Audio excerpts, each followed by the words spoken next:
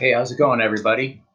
Uh, so since we're not going to be getting together, I'm going to be showing you some stuff here online. It's the teaching component of what I try to do as a coach. And I want to give you guys the why behind what we do. It said that athletes will put up with a lot of how, if they first know the why. So I'm going to tell you why we're doing what we're doing. So today I want to talk about how hard to train. We hear all this stuff like, hey, you got to go 110%. You got to give everything. And that is true in a race. And sometimes in training, you really gotta put out some effort.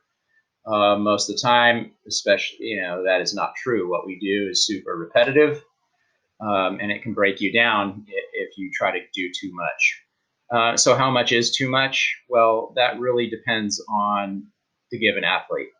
Um, I want to take a look at this graph. This is very much overgeneralized, but this actually represents the level of growth hormones such as testosterone, human growth hormone, all of the different stuff that helps your body grow and recover after you've done a training session. And it's well established that exercise can boost the level of these anabolic hormones, provided that it's not too overly exhaustive. So how much is overly exhaustive? How much is too much?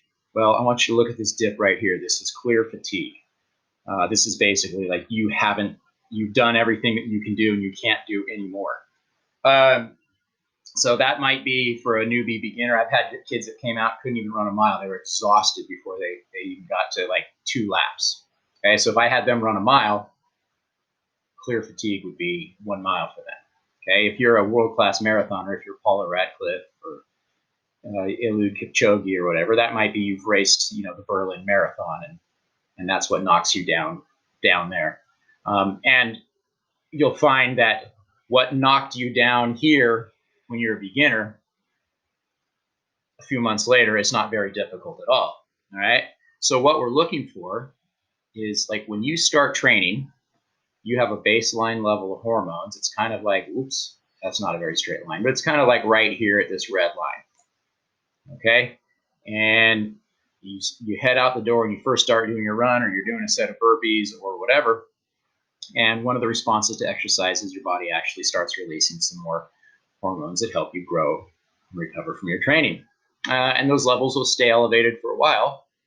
And then eventually they'll start to drop. And your workout should end somewhere. I mean, on a really hard day, maybe it'll get to here because sometimes you have to kind of push the envelope back a little bit.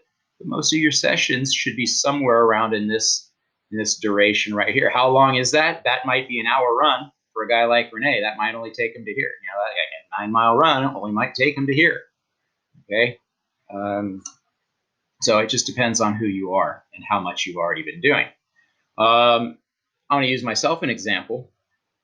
I'm 49. I produce half the testosterone that you high school boys produce.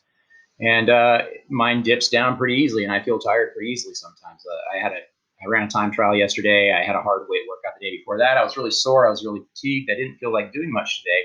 I did a little bike ride this morning, and then this afternoon I was just exhausted. And I said, I'm just going to do a light strength workout because strength workouts actually are even better for raising your anabolic hormone levels than endurance exercise. So I did some deadlifts, I did some push-ups, I did some pull-ups, and I called it a day. It only took me like 15 minutes. But what happened is after I was finished, I felt like 1,000 times better. I know my testosterone levels are higher right now, and I know I'm going to be recovered and better able to do something tomorrow because I did something a little bit light today. So even if you're not running, do a couple sets of burpees as your second exercise, or whatever, do some push-ups, some sit-ups, some lunges. Just try to exercise frequently and try to exercise non-exhaustively, and your fitness will improve to the point that eventually you don't need your fitness will improve to the point where this is like a 9 mile run, whereas when you're first starting, it was like 2 laps around the track that brought you to this point here.